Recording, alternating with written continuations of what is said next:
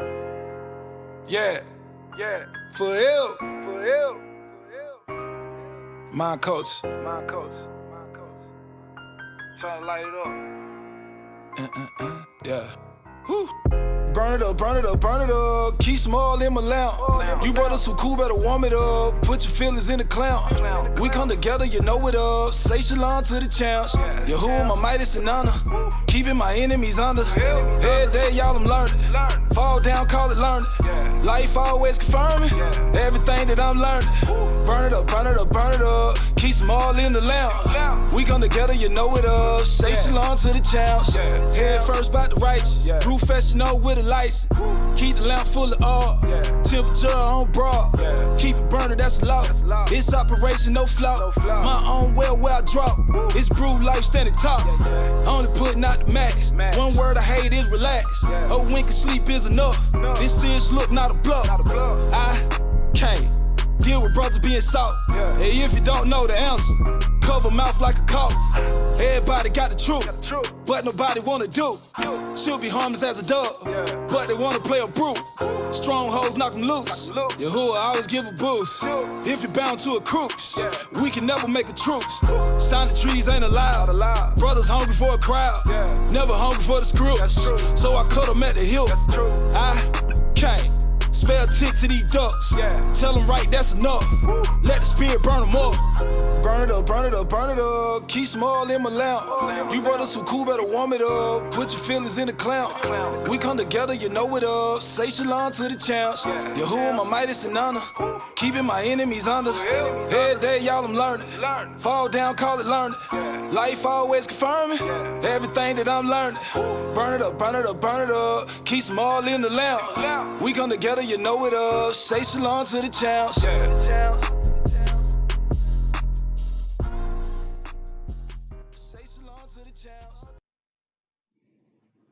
Shalom, shalom, shalom, y'all. Shalom. It's Michael Israel. You are watching Spiritual Combat, and I have the big Ock, big brother Ron Dalton, the hardest working Hebrew in the entertainment industry.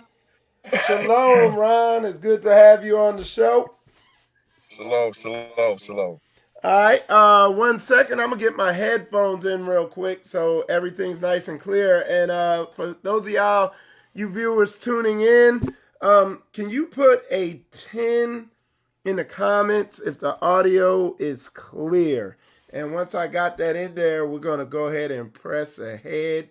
Ron Dalton has a ton of information to tell y'all. This brother's shaking heavy. He's moving hard. All right. Thanks, brother Stephen. Appreciate you putting that in there. But yeah, Shalom, Ron. I know I've been, me and you talk at least every other day, most of the time every day. You're always going hard in the paint. And you've had a lot of stuff going on. So I'm going to hand it over to you to let the people know the latest, greatest, and up-to-datest in the Hebrews to Negroes empire. Well, the latest news is tomorrow, Sunday, November the 17th. The tickets have sold out for the United Kingdom premiere of the movie Hebrews to Negroes Wake Up Black America.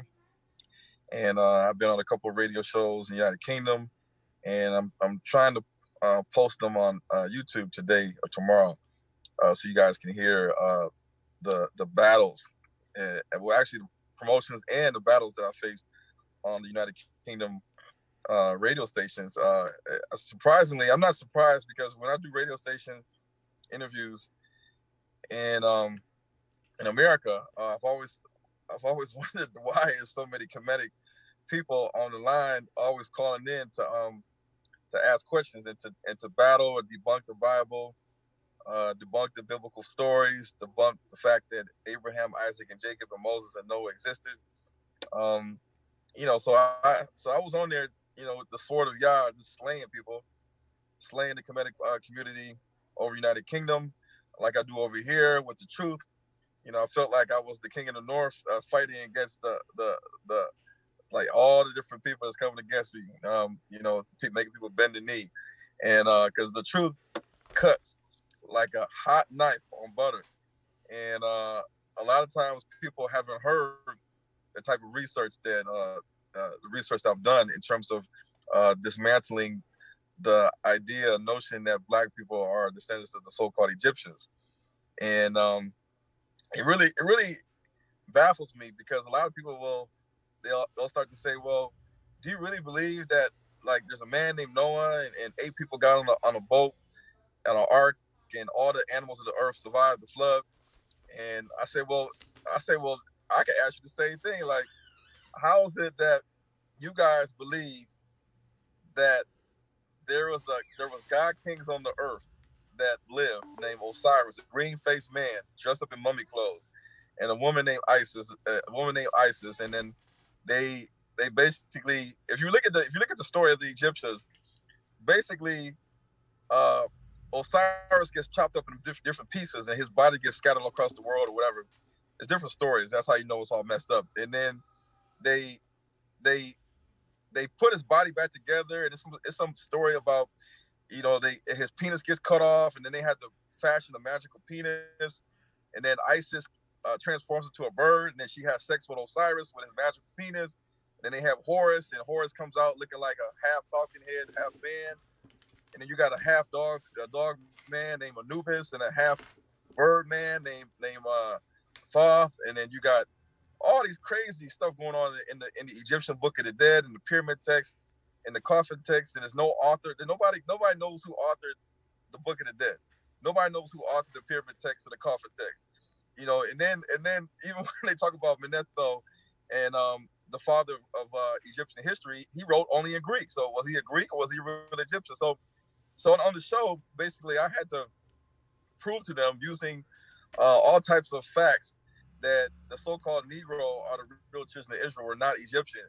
And the craziest thing is that, because I knew that the Kemetic community didn't, they don't believe in the Bible, I said, well, I'm not going to use the Bible. I'm just going to show you with extra biblical facts. And because a lot of people know the Bible anyway. So I just gave them extra biblical facts to prove that we're not the Egyptians, and see none of the Egyptologists want to address the facts about DNA. The mummies have skeletons, they have mummified skin, they have hair, they have bones, and so all these things can be tested. They can be tested for maternal DNA and Y DNA. Even when you look at the skull shape of the Egyptians, that can be analyzed and studied. Even the maxilla, the mandible, the upper part of the jaw, lower part of the jaw, even the teeth patterns, even the hair by itself. You can do an analysis of the hair and compare hair types to show who descends from who. And they don't want to hear any of that stuff. They're just basically banking on the fact that the greatest achievement in Africa, a lot of people believe, is the pyramids. And because that's the case, we always want to connect all Black people to the Egyptians. Like the Egyptians were the first civilization on the planet Earth. And from the Egyptian civilization came all the other races. So out of the Egyptian people came all the other races. And that's simply false. And then using the term Africa, we're all Africans. No. Like I said in the interview, I said, nowhere in any civilization is there a book or text about a man named Africa who had children called Africans. There's nowhere. And so we gotta get out of these terms. We need to get back to genealogies and lineages, because that's what you're dealing with when you go into Africa and you go into Ethiopia. You have different lineages in Ethiopia. Not everybody's the same people. You go into Africa, you got different blood types, different bloodlines, different lineages in Africa. You go to the Pygmy tribe, they're not the same as the Negro. But nevertheless, it was a good interview, and we sold out the tickets for the premiere tomorrow. Starts at 2:00 United Kingdom time, and I think that's like 9:00 our time. But and real fast, Ron, there's a question. They said my first question is to both Spiritual Combat and Ron. What is your second theory for the origin of the Bantu if we are not Israel? He said, what else do you think we can, or where else do you think we can come from? if we're not Bantu, Yes, I think that's what they mean. well, see that kind of doesn't make any sense because the Bantu people are a selected group of people that are in Africa. And what's unique about the Bantu people is that the Bantu people all have the same Y DNA, E1B1A, the same DNA as the so-called Negro in America, the DNA of the Negroes in Jamaica, Haiti, Trinidad, Tobago, Antigua, Grenada, the Bahamas, uh, even the city people over in West India. That's what makes us one people, one nation. I mean, that's really genetically that can basically eliminate all the confusion and say, okay, if the Igbos and Yorubas, their DNA sequence is 99.87% the same similarities, that means that essentially the Igbos and the Yorubas are closer to brothers than they think. Even when they look at the Ewe and the Ga and the Ashanti and the Fanti, the Fam, the Gadangmi, the Kikongo, the Baluba, the Nguni people, the Zulu, the Xhosa, they all have primarily E1B1A. So, and if you look at the Bantus people in West Africa, East Africa, South Africa, they all have oral traditions that talk about migration from Israel into Africa. They have Hebrew traditions and customs in their normal everyday life. They have Hebrew laced in their language. They did not go to Hebrew school like the Jews did. It's in their language. It's in their mother tongue. And so, when you look at all these things and you look at the slaves that were put in the slave ships, you look at the oppressors of the Bantus people, then you start to connect the dots with the Bible in Deuteronomy 28 in the children of Israel, because we all know that the Pygmy tribes in Africa were not put on slave ships. We know that the Luau tribe in Kenya were not put on slave ships. We know that the Tuareg people in Libya and Niger and Mali were not put on slave ships. It's a lot of things we know. The Somalians weren't put on slave ships. The Bantus people were put on slave ships, and so there's no other explanation for who the Bantus people are other than we are the Israelites. All right. Let me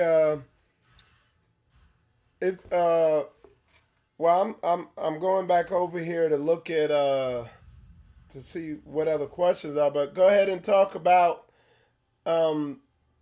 or do you want to watch the trailer first and then talk about it? No, well, let me see. So the latest media project that I dropped was the Hebrew by Nature biopic series. And real fast, since I met you, how how many movies have you put out, man? Well, I put out Hebrews to the Eagles, Wake Up Black America. That premiered December 18th, 2018. But then it had its official release January 1st, 2019 on Vimeo On Demand, and then eventually Amazon. And then 6 months later, at the Great Awakening Hebrew Sneakers Mega Conference, we premiered the second movie, Hebrew Sneakers 2, Revelation of Age of Awakening. So within 6 months, another movie dropped. And then I just dropped Hebrew by Nature biopic series, season 1, episode 1. And I'm working on episode 2, and at the same time working on the Curses of Visual documentary series. And I've been getting a lot of I already got a lot of footage, and I'm getting more footage of different people this month, next month, in January. And then we got some other things. I'm gonna do a casting call for some skits. But pretty much, I have the majority of the material I need to work on completing the Curses of Visual movie or documentary series, which will probably release in early 2020. And then I keep on adding more episodes to the Hebrew by Nature episodic series as we go, because the first season is really about Hebrews and Negroes and my story, my life, my upbringing, like what's happening now, the different conferences that you see me at behind the scenes. Because a lot of people, when we do these conferences, I'm getting footage, Mike's getting footage that you guys don't see. You guys don't see everything on YouTube. So we got behind the scenes footage of me on these different conferences and commentary, narration about what was going on, what happened, the feedback, things that happened during these conferences or before the conferences or after the conferences. And then also I do a little bit of teaching into some things that people have not seen yet on YouTube or in my books or in the movies that I'm gonna explain to you guys while I'm sitting down talking to the people or using a board and kind of sketching out different things in regards to the world we're living in now, the future, and different things that I've been researching and finding out about Paleo Hebrew and then the other nations that the children of Israel scattered to, because a lot of people today they still are eating from different plates, like Pastor Howard, we talked about that, but we have a lot of YouTube channels, and so each YouTube channel is like a buffet, and so everybody's eating from a different part of the buffet, and I'm not saying they're getting sick from the buffet, but they're getting a lot of wrong teaching from a lot of other different mores and pastors and YouTube social media lights, because you got to remember, every YouTube channel you listen to, they're going to tell you one thing, the somebody's going to say another thing. One person's going to say the Native American Indians are descendants of Yaphet or Japhet. Then the other person's going to say the Native American Indians are descendants of Ham or the Hamites. But they won't tell you which one of the sons of Ham they come from, because there's only 4 sons of Ham that they can tell you that the Native American Indians come from. They're going to say either it's going to be the Egyptians, the Cushites, the Canaanites, or the Libyan Puttites. Nobody wants to address all these issues, and nobody seems to want to address anything on the other side of Arabia or Africa. So, I got in the series, I talk about a lot of this stuff and start to debunk a lot of things that's going on, confusion, and at the same time, work on different projects. And you guys need to stay tuned for Hebrews and Eagles 3, Sound the Alarm. We're going to try and drop that around the Great Awakening, second annual Great Awakening Conference in July. So when y'all come down to Detroit, you guys will also have the pleasure of seeing Hebrews and Eagles 3 Sound the Alarm, and that's going to be filled with a lot of stuff that I felt was too much for the first movie, because when you start to expose certain things such as the Edomites and the seed of Cain and the Horites, and you start to go deep into the Khazar history, deep into the Central Asian history and the history of Gog and Magog, then it really starts to really hit home. It can make a lot of people mad. And one thing I want to say, Mike, I was at the gas station, and I got some juice. I got like a premium papaya juice. I forgot who makes it, but anyway, Everfresh. And so the guy rung me up, and I said, "Where are you from? You from Iraq?" He says, "Yes." I said, "Are you Chaldean?" He says, "Yes." Chaldeans are Christian Iraqis. I said, "Hey," I said, "Have you heard about this movie Hebrews and Negroes?" He's like, "What movie, Hebrews and Negroes?" I said, "Well," and I showed him the flyer. He didn't know I was the one that did it. I showed him the flyer. He looked at it. He's like, "Well, what's this about?" I said, "It's about the white Arabs, the black Arabs, the white Jews, the black Jews." I said, I talk about the Middle East. I talk about Ur of the Chaldees, Abraham. I talk about Iraq, Iran, Persia, Jordan, Lebanon, Egypt, Saudi Arabia, Israel, Africa. And immediately when I started saying this stuff, and he probably knew that I knew some stuff. So he was like, "Nah, I don't want to see that. I don't want to see that." I was like, "All right, okay, all right, I understand."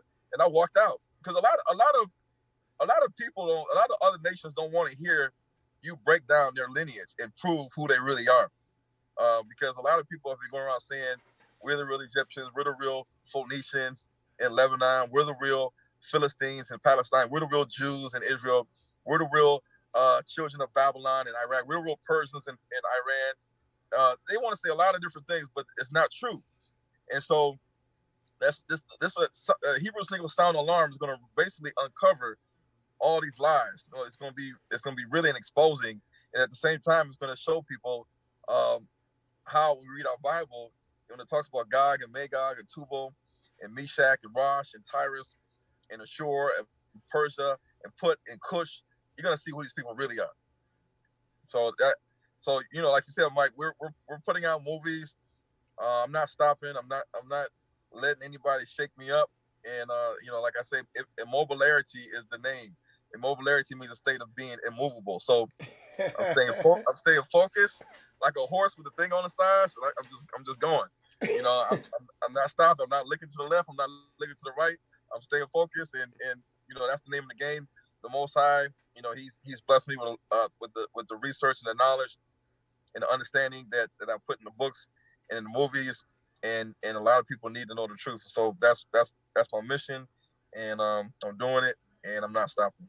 That's good, man. That's good. Now, you've been busy with movies. You've been busy dropping new documentaries and videos. You've been uh, you've been slowly spreading internationally on a bigger level. But he's also been busy in Detroit at home, right? Yeah, Let's talk about the tribe of Ron. All right, um, so yeah, I had another addition to the Dalton clan, the 12 tribes of Dalton. So I had another child, a baby girl, and it was a good birth. Everything went as planned, and this will make number 8. And I guess I need to have 4 more to have the 12 tribes of Israel in the house. But anyway, but yeah, I'm happy. The house is busy as you can imagine with 8 kids. But at the same token, my phone's blowing up, my email's blowing up. I mean, Africa is getting this movie like it ain't nobody's business. Like I've been sending, because there's no Amazon in Africa, so a lot of people in Africa they watch the YouTube channel and they want the movie in Africa. And so I say, yeah, I get to Africa, and next minute I'm shipping it to South Africa, shipping it to Sierra Leone, shipping it to Ghana, shipping it to Kenya, Zambia, and they're getting the movies and they're showing it to congregations full of people, and the people are receiving it well. They're having conferences based off the movies and the talks that it's generating in regards to the Bantus people understanding their true identity. And even though a lot of the movie theaters in Africa may not be receptive to showing the movie, we're still bypassing that because the people can show the movie. The people can generate the buzz. You don't have to have people in Africa that are kind of like up there in the media and social media that kind of talk about news, like current news in Africa. They don't have to support the movie Hebrew Negroes, because the people are going to spread the word about Hebrew Negroes. I talked to a lot of people from Ghana, Nigeria, Kenya, South Africa, Zambia. I mean, we constantly are in communication with people from different countries, like Zambia. I mean, not Zambia, but Gambia, Liberia. So the message is getting out to the Africa, and you'd be surprised how many people in Africa are now finding out about the movie Hebrews Negroes and the second movie, and they're waking up. They're not being lulled to sleep by the Roman Catholic Church or Islam, because when you start hitting them with this truth, they start saying, "Wow, that's you're right, you're absolutely right." And once the truth hits, the person that wakes up, they want to tell the truth to their family members and their friends and their village and in the neighborhood. So, in the midst of having a baby, I'm working on Africa. I'm working on United Kingdom. Working a little bit on the Pacific Islands, and I've been going through some battles with Canada and Mexico, but I'm slowly breaking down these barriers to get the types of permissions and numbers that you need to, I guess you would call it, sell or distribute in Canada, in Mexico, and United Kingdom, because they operate a little bit different in the United States of America. So you gotta pay to play to get your stuff over there and clear customs. It's all about clearing customs. You can send packages over there all day long, but if you can't clear customs, then your packages will just be returned back, or they'll sit there. So even though I got subtitles now for the movie in Spanish, Portuguese, French, Arabic, and Turkish, we still got to get these movies to the countries where people speak these languages. So I'm working on Brazil. I'm working on Mexico, the Caribbean. I'm working on Haiti. I'm working on getting the movie either dubbed or subtitled in Swahili. So Swahili is going to be on the map in a minute. They're going to be waking up. For those that can't follow along with the English subtitles or the closed caption, eventually we'll have Swahili so that the whole East Coast of Africa will wake up. And and they got dubbing software, dubbing companies that can dub, but I don't know if they could dub in all the local dialects in Africa. But so I'm trying to get the word out to the entire world, and I'm not surprised when I get orders from China, orders from Belgium and France and Germany and the Netherlands and different areas like that. So it's spreading, and that's the name of the game, because at the end of the day, we don't control distribution. We don't control the movies that we see. The Jews control that. When you look at Harriet, Harriet. I talk about this all the time. Who founded Focus Features? Who bought out Focus Features? You talk about Comcast. You talk about Universal. You talk about NBC. They were all founded by Jewish people. Right. So when we went to go see Harriet, or black people went to go see Harriet, what you did was you made the Jews more rich. And for a movie that is incorrect, and it teaches you again that you're nothing but a slave. And it has subliminal messages. But that's the same thing that they teach you with 12 Years a Slave, with Django, and then you got you got your superhero movies like Black Panther. So Jewish Hollywood understands how to make money off of black people. They know what to put out for black people to watch money. So if they spend $5 million in the budget and they make $60 million, then they made some money off of black people. We wasn't edified at all with any of these movies. As a matter of fact, we still don't know our identity, and a lot of people still don't know about the movie Hebrew Sniggers. But there's ways to break down those barriers, and that's what word of mouth and being persistent and trying to spread the word the best way you can. And so I've been in talks with some local distribution companies, self-distribution companies, and learning the ropes about aggregators and sales agents and distribution companies, and having exclusive rights or nobody got your rights. So there's a lot of different things. And me and Mike, we talked about this before, about researching the stuff before you jump headfirst into it, because at the end of the day, a lot of times these movies that come out, a lot of people don't see them, and they don't really do anything. But this Hebrew Sniggers movie is really making some ground.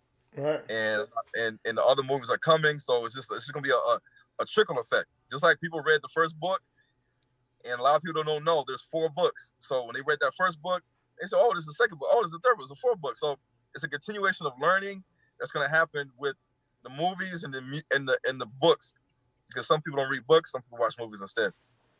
Ron, couple questions.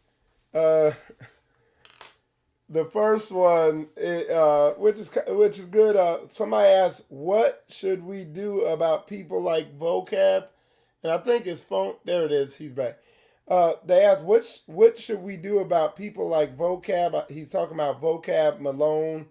He calls himself a Christian urban apologist. And would you debate him? Debating, I watched Vocab Malone and his verbal mumbo jumbo, and that's what Rosenberg does. They do that verbal mumbo jumbo. Verbal tap dancing. They tap dancing. I don't go for any of that stuff. I just go straight. I just, like Mike Tyson, when he come out, he come right at you. He don't dance around the ring. He just start walking towards you, and he starts hitting you. And so that's what I do. When I debated Rosenberg, I came right at Rosenberg. I didn't stop, and I kept hitting them with questions, hitting them with facts, and eventually Rosenberg got folded, and that's the end of Rosenberg. But Vocab Malone, I mean, these guys, you see, the one thing Vocab Malone understands is that he can't argue with pure facts. He can mumbo jumbo tap dance around the New Testament and the words of Paul, how we interpret the words of Paul in the New Testament. I mean, that's the whole reason why you got Christians and Israelites constantly going back and forth, because of the words of Paul, and we got Israelites today that are bickering back and forth. A lot of times it's about doctrine, it's about Paul's doctrine, how we interpret it. But anyway, Vocab Malone, he really, in my opinion, he can't do anything. I mean, I really, it's a waste of time to debate him. It's not worth it. We should just ignore him, because he can't prove anything, and we already have the scholars that can prove that we are the Israelites. And if he's Jewish, I can prove with all types of scientific facts and resources that he ain't Jewish, that he's a descendant of Japheth. And that's how he has to deal with it. Because science and facts, extra biblical facts and biblical facts can prove hands down who he is and who we are. Yeah, and truth be told, there's people, they try to you know, there's people, they call themselves, Christian apologists and stuff like that. But today, all I see is them playing verbal word games at best, and it's kind of frustrating. But I mean, and truth be told, uh, we're not that far away from being at a point where they're going to be running to us for debates. Even the big people like David, whatever his name is, I forget what that guy's name is, but yeah, that the way this thing is moving, they'll be coming to the Hebrew community to try to debate us when this thing really starts taking off, like we're beginning to see it do now. Well, this is the thing. Like, you gotta remember the reason why the Jews won't allow me to play my movie at certain theaters.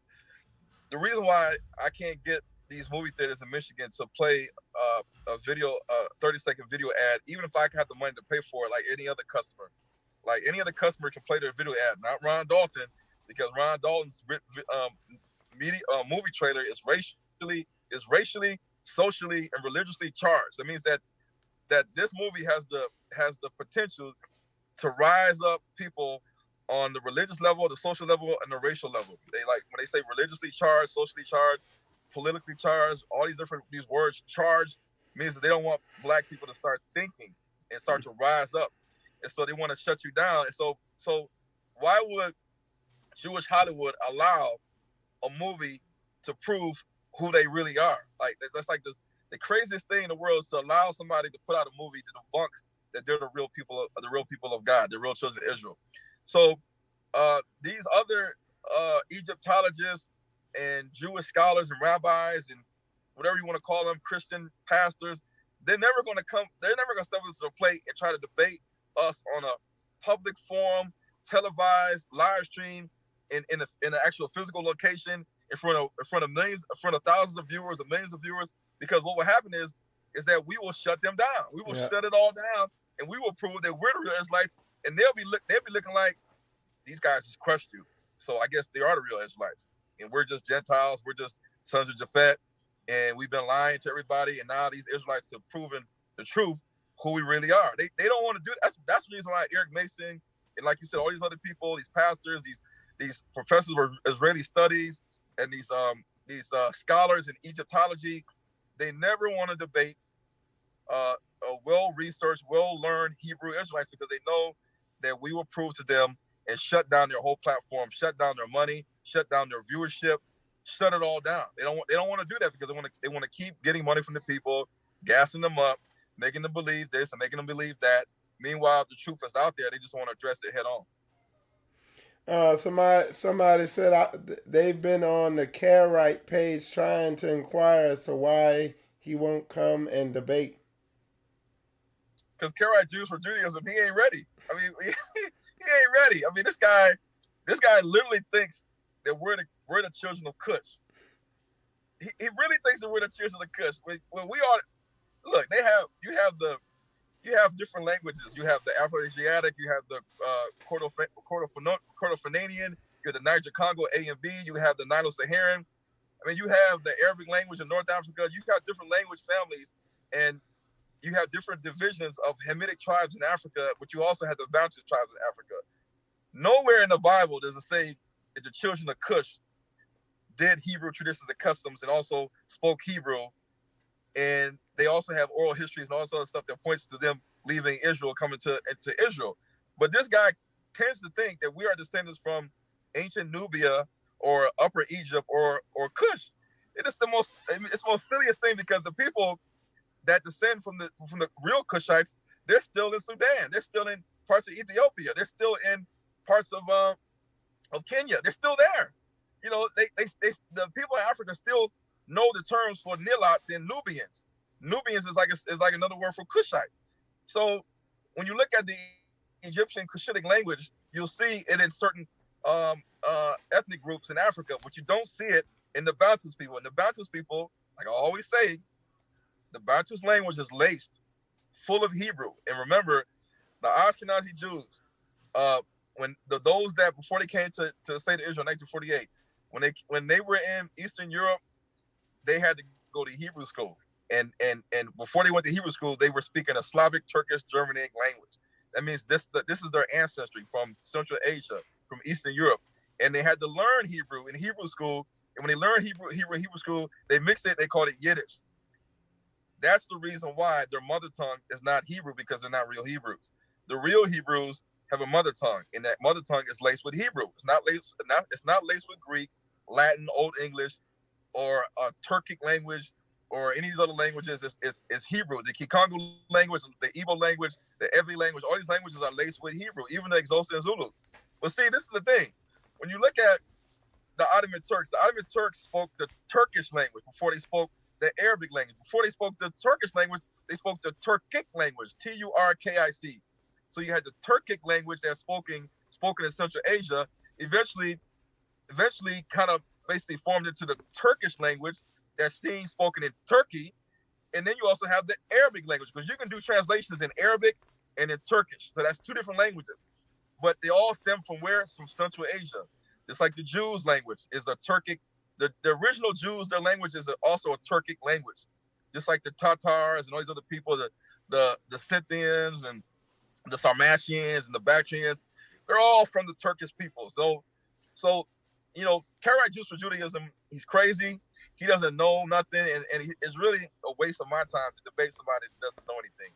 For him to even say that we're Cushites shows that he doesn't know anything. Right. We got a couple questions.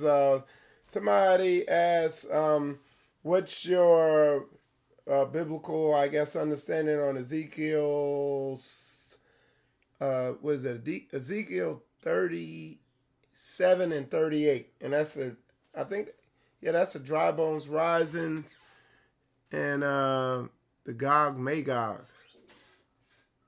Yeah, so nobody, so people don't really address that, and I addressed that in my third movie, and then I'm going to be addressing it at the end this year, identifying the signs and what's the planned conference in January 2nd to the 4th, 2020 in Detroit. Because when you read the Bible's a real book.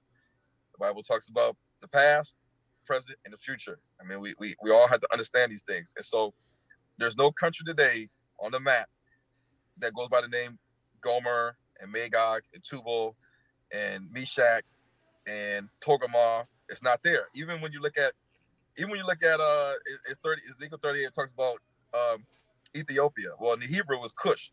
Who are the Cushites? Who are the descendants of the Cushites? It talks about Persia, Paras. Who are the real Persians? It's not the people in Persia today. Who are the real Putites? It talks about Put, Libya. Who are they today?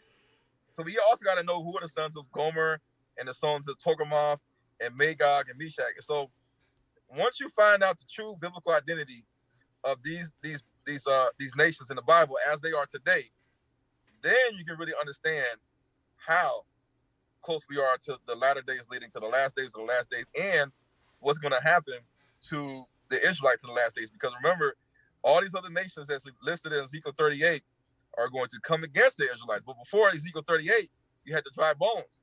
And the dry bones talks about a time where the dead bones are going to regain life.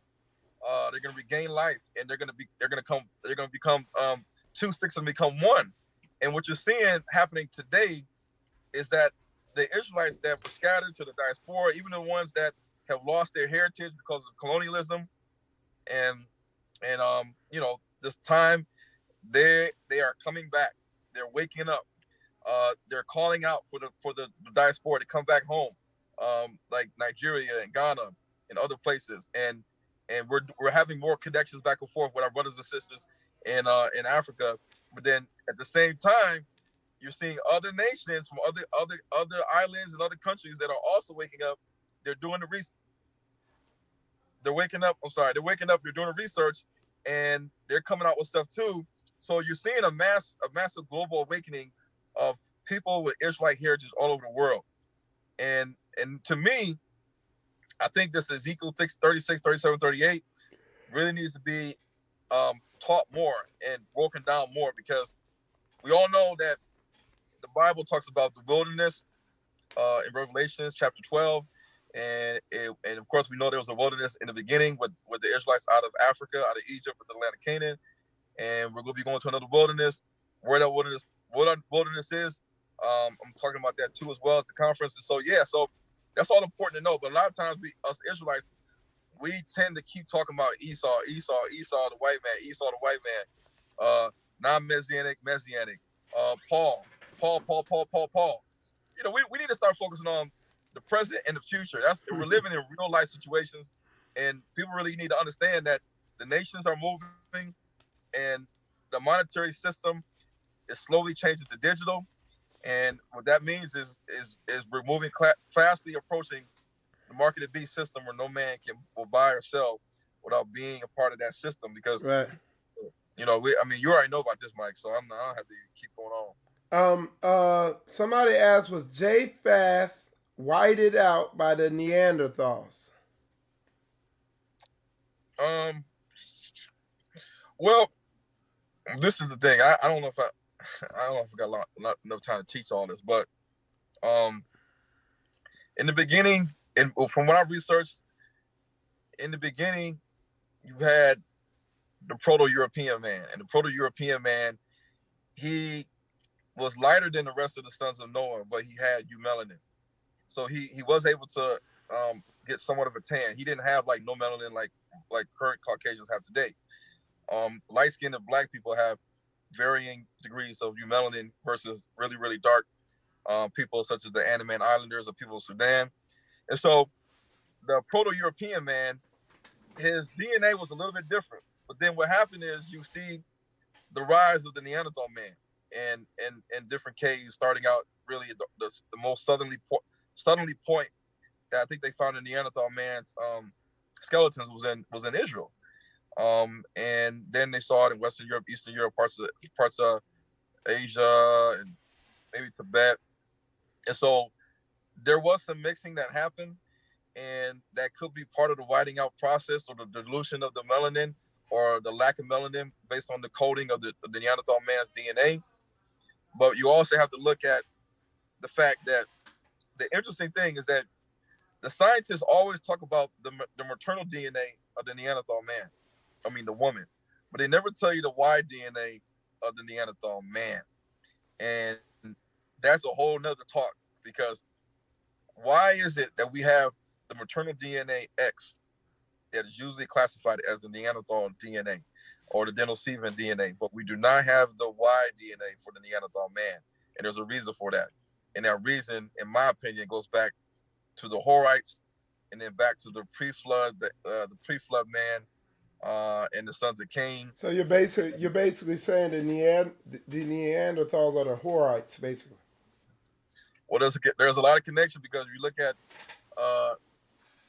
when you look at Sierra the Horite, or Sierra the Korite. Sierra the Korite in Hebrew means hairy, shaggy cave dweller. That's what it means. Korite, Kor means den or cave, like Daniel the Lion's Cave. So the Hebrew word for Kor or Horite is den or cave, and the word Sair in Hebrew can mean evil, or it can mean shaggy, hairy. So Seir the Horite in ancient Hebrew, or just Hebrew period, would mean shaggy, hairy cave dweller. And that's the exact same place they found the Neanderthal man, was in caves. That's good. All right, we're gonna shift topics a little bit, y'all. Y'all just getting a little taste of Ron's knowledge. So what I'm gonna do is we're gonna play this trailer real quick. So and then we'll come right back and we will continue with the interview. So enjoy this trailer of Hebrews by Nature. And I'm getting ready to play it now. The true biblical identity of the so-called Negro is the religious world's big dark secret. The greatest mistake of the movement has been trying to organize the sleeping people around specific goals.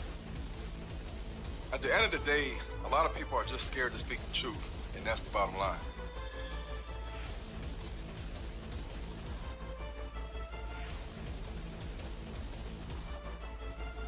If you tell a lie big enough and keep repeating it, people will eventually come to believe it.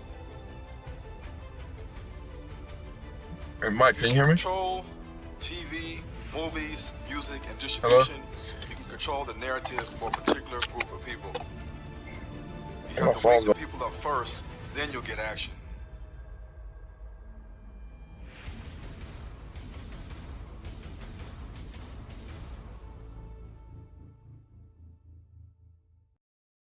Shalom.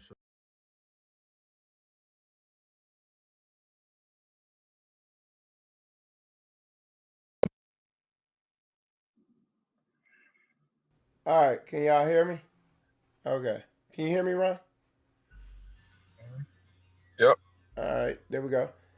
So that was the Hebrews by nature, and let me put this back on the screen because this is all the information. This is the information right here. Yeah, it's on Vimeo on demand.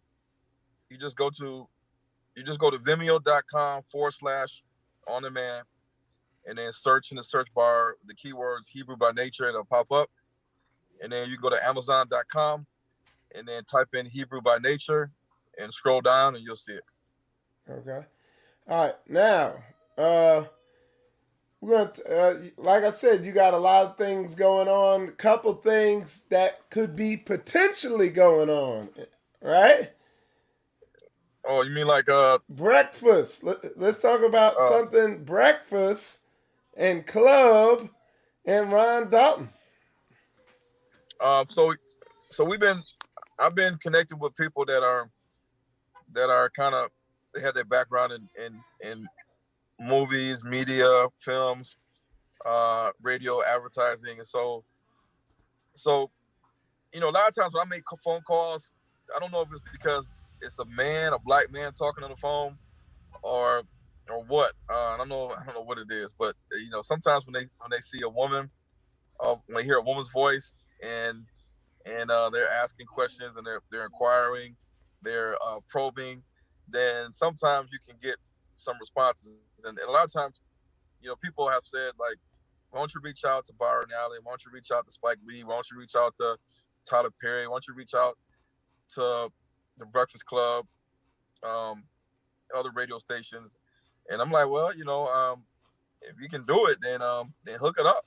So we made some phone calls. I already made some phone calls to the Breakfast Club before, but we have made another phone call to the Breakfast Club, and was told that we're gonna get a call back, and so we did. Well, so they were supposed to call back in a certain number of days, but I didn't want to. But the day came and we didn't hear nothing, so we called back and talked to the people again, and we got another guy or contact that we were supposed to contact, call, or email.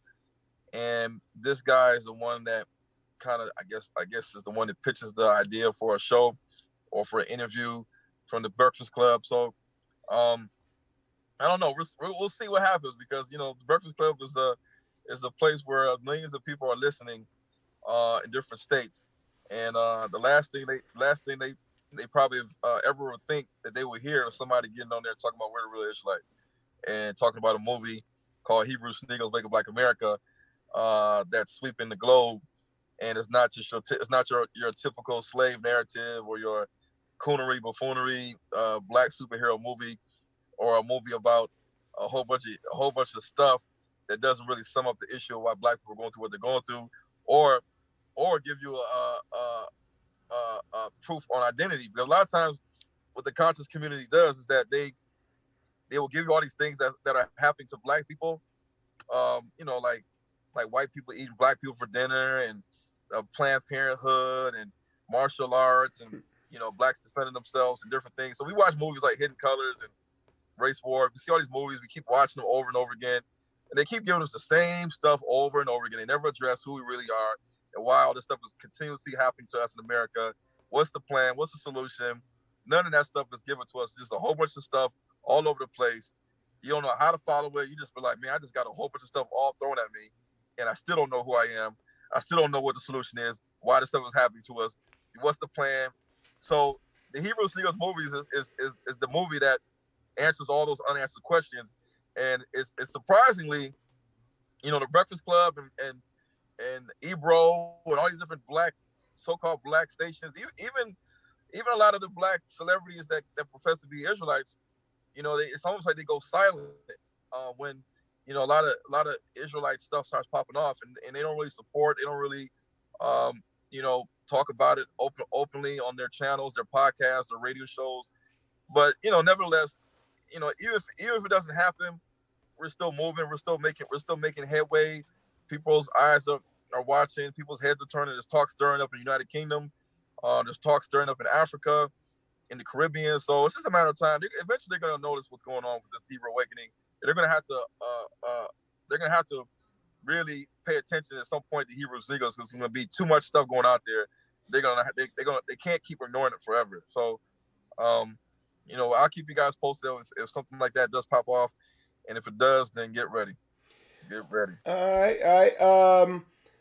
Let's talk events. We got I know me and you, we got a lot of events going on. You got events you're doing. I got stuff I'm doing. I got an event coming up Thanksgiving Day in Atlanta that I'm trying to guilt you into coming down to.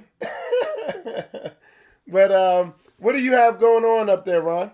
I know you just had a Sukkot event, right? How'd that go? It was good. The 8 days of getting together, fellowshipping, teaching, praise, worship. A lot of food. We was eating a lot of food, a lot of praise. But the next thing that we got going, is we got the Bahamas humanitarian Great Awakening trip. I think it's December the 6th to the 8th. Leaving from Orlando, going to the Bahamas for a day or two. And Lorvin's going to be there. I think Zion Lex is going to be there. Only Love is going to be there. Pastor Howard's going to be there. I'm trying to think who else is going to be there. But, of course, Lorvin has some ties to the Bahamas and, also some Haitian ancestry as well. So he's going to be there performing, and they're going to be helping out with the humanitarian efforts of the Bahamas and the hurricane that just hit not too long ago. That's coming up in December. And then January the 2nd to the 4th, I'm having the End This Here, Identifying the Signs and What's the Plan conference in Detroit. Was actually Dearborn Heights. And so I invited African Americans, Israelites, and Israelites from Africa that live in America to speak and to also come, because we're going to be talking about some serious issues into identifying the signs of the end times, how close we are to the end times, and what's the plan conference. So we're going to be having a panel. I'm going to be doing some teaching. It's going to be some other people there teaching about Africa and what are different solutions and clearing up some misconceptions about Africa and what's out there. And does the people in Africa, do they really want to receive us? Do they don't want to receive us? And kind of basically bridging the gap between us and our brothers and sisters back home, because when you go on the air flights to Africa, a lot of people tell me that you see Europeans, you see Asians, you see Arabs, you see Indians, all other nations going to Africa to do business and to make money and to start setting up their paradise in Africa, except for African Americans. When we get our money, we go to SeaWorld, we go to Cedar Point, we go to Disney World, we go to somewhere in America for a couple days. We give it right back to the oppressor. Yeah, we get our money and we go to Dubai, where the Arabs don't really like black people like that. We go to Europe, where they're doing blackface and stuff like that. We go look at all the European sites, but we know different places of the world we're not wanted, and we experience discrimination. But when you go to Africa, how can you be discriminated against Africa where everybody looks like you? Everybody looks like you. There's nobody gonna be calling you a monkey and all this other stuff and a nigger and all this other stuff if everybody's looking like you. And see, the thing is, the TV and the media is the problem behind all of that. And to the Africans, they see us as on TV as being murderers, drug dealers, gangbangers, lazy, drug abuse, psychotic, all types of stuff. Backstabbing and evil and underhandedness. Sinful, immoral. That's the kind of stuff they show us on TV. So when you look at other nations are seeing TV, they're seeing us in a negative light. And then when we see TV and look over in Africa, they're showing us. I mean, at least when we grew up, we were seeing like people, half naked. There's flies. They have these different telethons for people trying to get money for people in different areas of Africa. So we don't see the Africa that these other nations are coming into seeing, and they're investing their money and their time and their family. So, we're going to talk about a lot of this stuff and clear up a lot of misconceptions and start to really hunker down and start to actually do stuff and not just talk about it. Because at the end of the day, like I always say, we're going to need each other to survive. And we got to have options and plans. And that's what this conference is all about. And then, that's in January. Then in February, I'm doing a conference in Cincinnati with B'nai Israel. And then after that, in March, I'm doing a conference in Houston with some brothers from Nigeria, the princes of Nigeria. And so it's going to be another African-American Israelite and Israelite African Connection conference. And then eventually I'm doing a conference I'm going to be talking and speaking in Kentucky. And maybe, I think Delaware is on the list too, in DC. And then when the movie starts popping off, we're going to be doing screenings in different cities, like Florida, Atlanta, Chicago, Detroit, New York City. So a lot of stuff is going to be popping off next year in the first 6 months. So stay tuned. That's awesome. And then right around the corner, something I talked about just to get the word out there. In this month, it's going to be on Thanksgiving Day. I'll be in Atlanta. We got the flyer right there. And it's going to be Pastor Dow, Judah Mack, Brother Kabir, Daniel Meir is a former NFL football player. A lot of y'all might know Robert Mathis, another former NFL football player, and Brother Gideon, former Special Forces, 20 years Special Forces Army Ranger. They're going to be giving their testimonies and just discussing how they're putting this word into action. It's going to be an awesome event, the fellowship. All the information is right here. I'll be there. I'll be hosting the whole event. I have performances by my dude Michael Norman, Beloved Daoud, and Big Ak Moshe. And the tickets you can get right there at Eventbrite. It's going to be an awesome event. But Ron, what are your future plans? Eventually to go travel to the United Kingdom and Africa and other countries to spread this message and to really get people to actually see me and have other Israelites with me teach the history of our people and why it's important we embrace and understand our identity and what comes along with it, as well as the future prophecy and destiny of the real Israelites amongst the nations. And so you can live stream into different countries with the internet, but it's a little bit different when you actually go there and actually speak. It's different. You can see me talking about different things on YouTube, but then when we actually have a conference and I get to speak longer than just 15, 20 minutes, then people get to talk to me and get materials and different things like that nature, and they get to be around other Israelites that they may not be able to get around, and they fellowship and make connections and see what they're doing, what they're planning, what their goals and next steps are. That's what it's really all about. Is just really networking with other Israelites so that we can be all on the same page. At least those that are like the remnant. There's gonna be a remnant of us that love Babylon. They want to keep doing the same thing. There's gonna be a remnant that is about keeping the law, statutes, commandments, the testimony of Christ, and that they actually preparing for what's coming. And that's one of the things I can't stress enough is that I'm always looking at how the world is changing drastically for myself and my children and the generations coming up. because we have to be there to protect our children and to warn them of what's coming and prepare them for what's coming if we don't see the Mashiach come. But we're the things are moving really fast in terms of AI and automation and surveillance and digital ID and digital currency. So we're and even just sexual immorality is just rampant nowadays.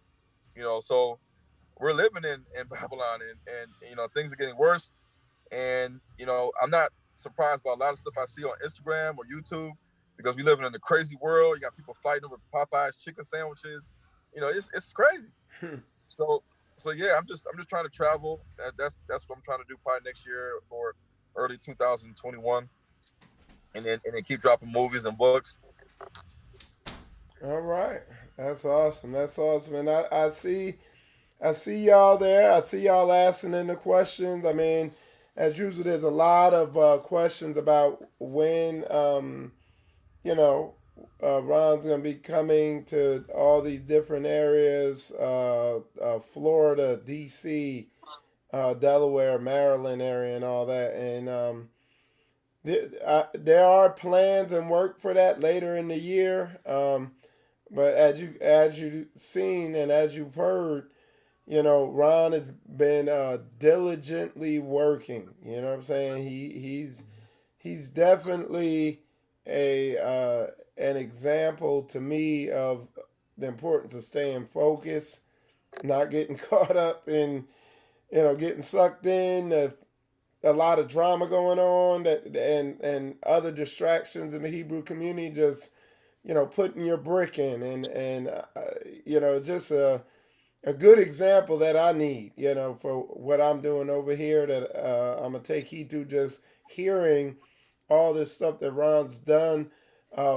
Been working with Ron for, how long has it been now? Like, is it going on 2 years now? Yeah, about 2 years. Going 2018 to now. And I've just seen like a focus that is just out of this world when it comes to him keeping big projects on track. It's just, and I know most of Israel sees it too. It's just, Mike, let people know. See, this is the thing. Like, when the Most High has a calling in your life, and He's really driving you, and He's really behind all this, then nothing's gonna stop you, because you gotta look at it. Like, I didn't see nobody making any movies when I thought about to myself, like, man, we need a Hebrew movie out here. Like, if nobody's gonna do it, I'm gonna do it.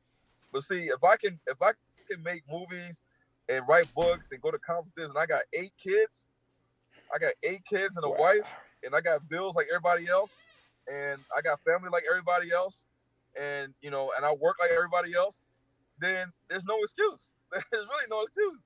I'm like one of the hardest working people that's probably out here, and I'm not letting nothing stop me. I'm not letting stuff stop me. And the same way, if you can go hard on your job, for the Gentiles, 9 to 5, and everything they throw at you, then you definitely, if the Most High puts a call in your life to do something, you go hard for the Most High. Right. The Most High the Most High gave me this knowledge and this research and the level of understanding, the way I could put things together like a puzzle with barely nothing. I mean, because remember, we're not working with a Hollywood budget to make these movies. We're not working with $250,000 Kickstarter or Indiegogo campaign fund to make these kind of movies. This is bottom of the barrel, scraping funds here, scraping funds there, getting up early in the morning, staying up late at night, doing all this stuff.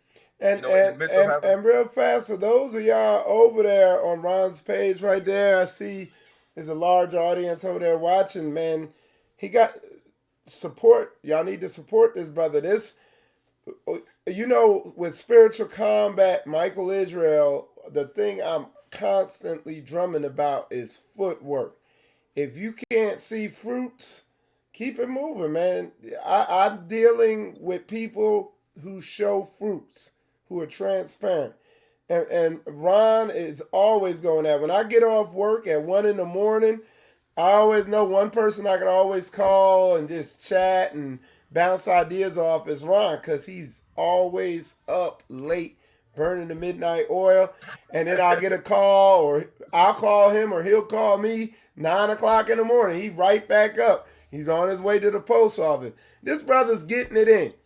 Ron Dalton is not a bootlicker just running around making social media posts. His brother be grinding, and it's on display. All right. So if y'all on there, man, support that brother. Hit him in that super chat right there on his YouTube page. All in there. Go ahead. Well, I want to say this. YouTube's making some changes in December, and we don't know what they're going to do with some of these channels, these creator channels. They've been doing a lot of stuff with people's like notifications, and people having a hard time publishing their videos because it's being flagged for content, whatever the thing, violation, copyright, all that stuff that they keep doing.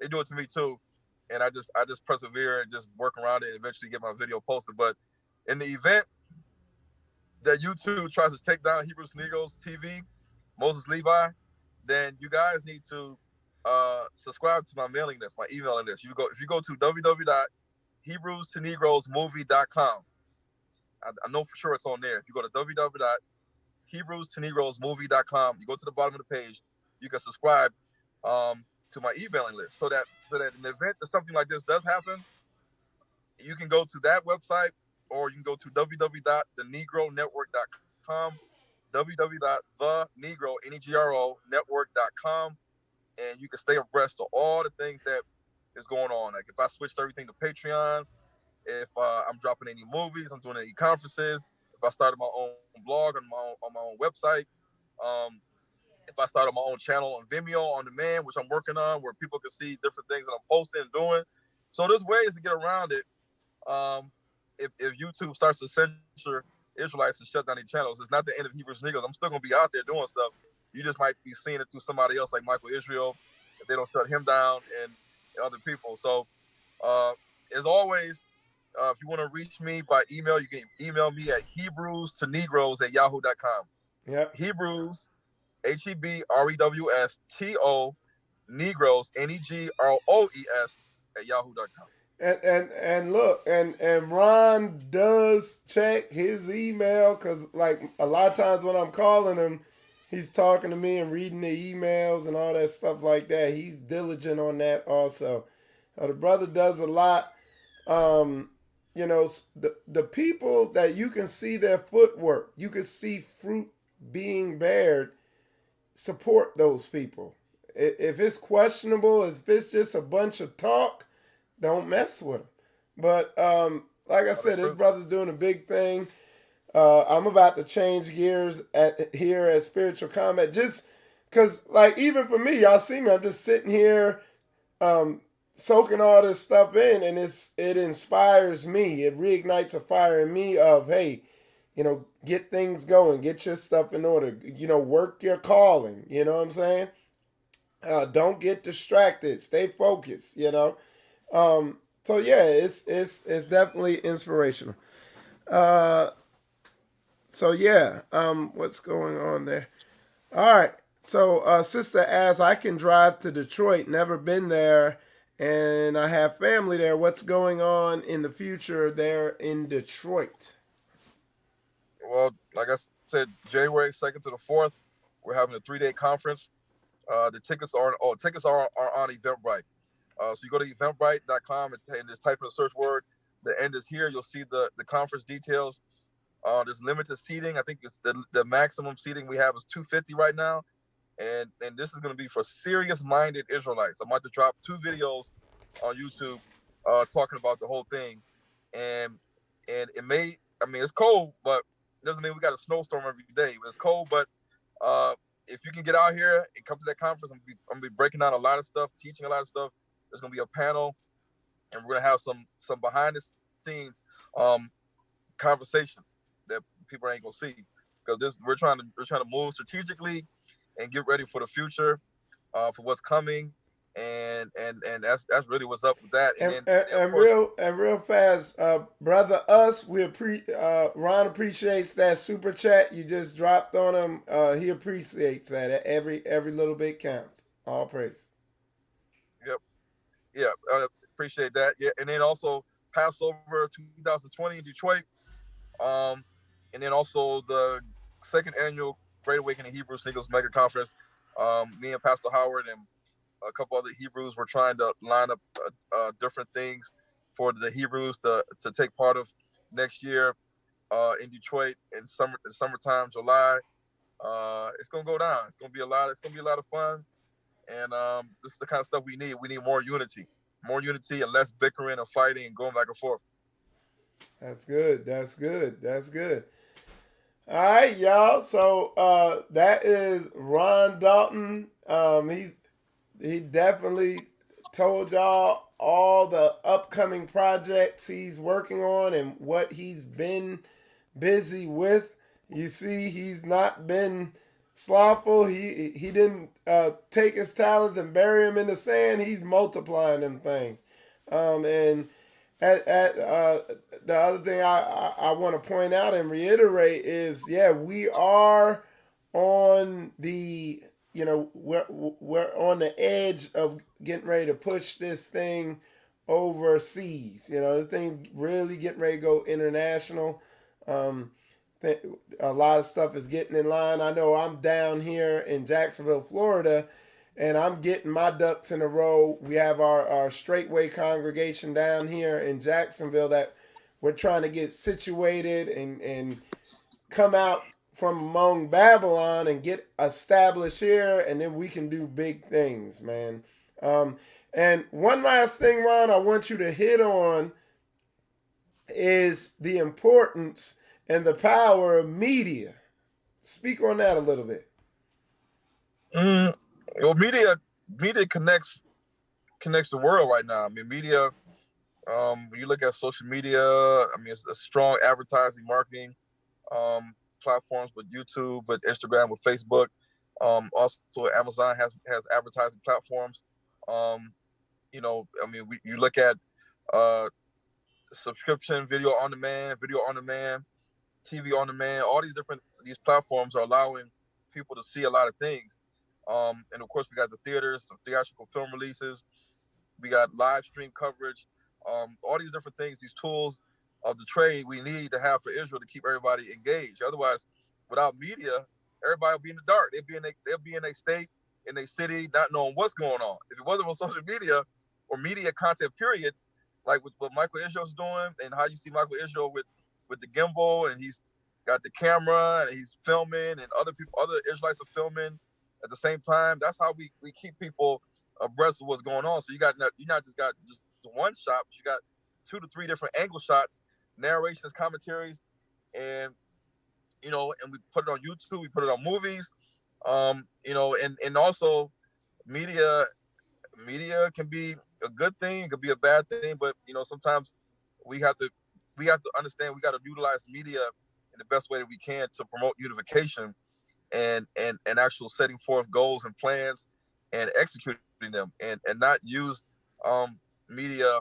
always as a tool of sipping tea or dropping tea, or I would say sneak dissing and all sort of type of stuff, because we're at the end of the day, we're not children, we're not in high school, we're grown adults with children and families, and you got other Israelites that are looking up to us, that are younger than us, and then you also have people that are in Christianity that are kind of dating and wanting to see if they need to get married to the awakening, or they need to divorce Christianity and come into the Hebraic way and incorporate the whole keeping the commandments and the testimony of Christ, and really paying attention to what's really going on in the world today, and not what the pastor is telling you what to believe in, and he's not really informing you. So media is a powerful thing, and we have to make sure we're using it the best way we can, and be that light into the Gentiles, and also be that light into those Israelites that are asleep that need to wake up, and those that are already woke that are looking to us as kind of like role model figures and teachers and mores and pastors, or spiritual guidance counselors, whatever you want to call it. So, big ups to Mike Israel for actually starting his channel, because before Michael Israel started his channel, it was really nobody really giving you up to date, the latest and the greatest on different issues going on in the Israelite community outside of camps, because the camps they put videos out all the time. We see those videos all the time, but non-camp Israelites really we didn't have no way of communicating and telling people when's the next conference, when's the next gathering, when's the next Passover, the Sukkot, the Shavuot, when's the next movie dropping, all these different things. But, Michael Israel is doing that and interviewing a lot of people, and a lot of people are finding out about different folks. And so media is important. And real fast, Joanne Fleming, we appreciate that contribution.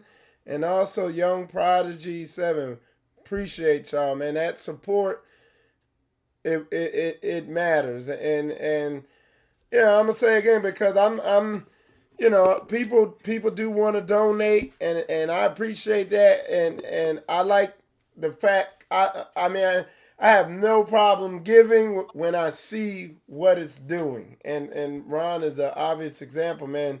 His brother done, just since I known him, he done put out multiple movies and done a lot, and I haven't, it's rare you see that in the community. I'm gonna be honest with you, so that's good. That's good. All right, Ron, I appreciate you coming on. I know you gotta get back to your wife and your newborn. I know you're very busy at home. Appreciate you taking the time to come on the show and inspire me and give me some guidance, because now you kind of reset me, get me going right back in a good direction. So all praises there. And I just looking at the comments here, I see this was a blessing to everybody else. People are also asking, how do they donate? A lot of people are. You can donate. My website has all the different donate links, but you can donate to Cash App by going to $Hebrews, the number 2, Negroes. And then they also have GoFundMe.com/Hebrews to Negroes. That's another way you can donate. There's a good old fashioned way where people just mail in checks or money orders, but you have to email me to get my address to mail it to me. And you can do that at HebrewsToNegroes@yahoo.com. Or if you just want to if you wanted the links to right at your fingertips, then go to www.thenegronetwork.com and then scroll down. You'll see different ways to donate. And really, at this point now, if you Google Ron Dalton, or if you Google Hebrews to Negroes, the first thing you're going to see is probably going to be thenegronetwork.com. Because I've been out there for so long that if you just Google Ron Dalton, Hebrews to Negroes, that's going to be the first website. And that website, you just scroll down and you'll see the ways to donate. All right. So there you go.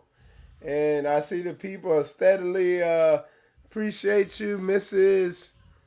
G. Mason and Malcolm Judah. Appreciate those contributions. So exactly, man. Y'all really, that's what it's about, man, is supporting our people. If you could pay, how much are movies now? The movie theater, what is that, like $8 to see a movie at the movie theater now? Yeah, $8 to $10. But they usually have a budget of like 5 million, 10 million. I think Harriet budget was like 5 or 6 million. The Hidden Colors got like 250,000 to do that movie. Race War got 250,000. I made Hebrew Singles with way less than that. Way less than that. You know what I'm saying? These kind of budgets. Imagine if Hebrews had this kind of budget to do Hebrew movies. I mean, the sky will be the limit. It'll be over. Everybody be awake tomorrow. Yep. All right. Because look, Mike, if you have the money, you can rent out theaters all over the United States of America. You don't need distribution. You just go to the theater and say, "Hey, I want to rent this theater out." You basically buy your own distribution, minor distribution, with that kind of money. That's good.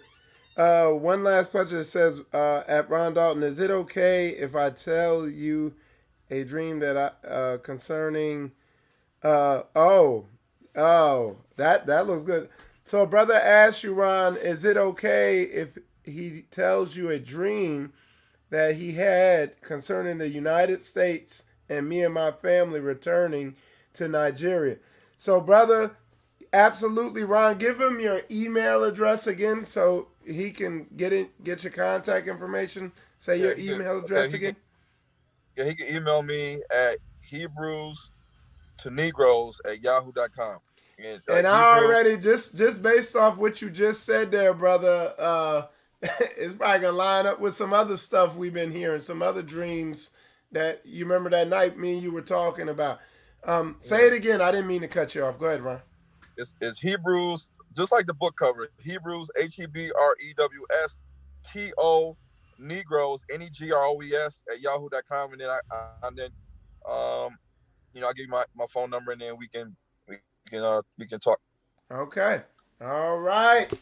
So yeah, y'all. I hope everybody enjoyed the show. I'm gonna take y'all out with a song by the Spiritual Combat Praise and Worship leader, Beloved Daoud. The title of this song is Rest of My Life. And enjoy the song, man. Hope y'all enjoyed the show. Shalom. Rest of my life, rest of my life, rest of my life, rest of my, forever. Yeah, This is my job for the rest of my life, This is the job for the rest of my life, This is my job for the rest of my life, This is the job for the rest of my, telling the truth, rest of my life, loving the most high, all of my life, rest of my life, rest of my life, rest of my life, yeah. I'm standing my ground. The truth is the weapon. Please don't Malcolm X me. They shunning the message and killing the messenger. All over words. It must be the truth that I'm telling. These devils offended. You call it they trash. Don't buy up the shit that they selling. They label you bad. God know what leads to the flash. Know what they hide. Know that my homeland ain't where I reside. Hey, who am I kid? I'm speaking to ears that never do listen. You gotta be talking them digits. Helping the children. Principal mission. I am a pediatrician. I'm done with this story. Get it, this story. Brother, I'm doing my story. Cause we are the people. I'd rather be better, never that equal. The feelings is mutual. Ain't speaking no evil. Examine your leader. Not doing religion. I'm open with politics. Calling me so controversial. They say I'm too raw, but spit is so eloquent. Like I be spitting in curses. Their business is personal. Won't charge you for food. Won't do what a church do. I do what a nurse do. I call on a doctor and wait on my number. Forever I'm humble. I live with my shame. Let me die with some honor. 100. This is my job for the rest of my life. This is the job for the rest of my life. This is my job for the rest of my life. This is the job for the rest of my, telling the truth. Rest of my life. Loving the most high. All of my life. Rest of my life. Rest of my life.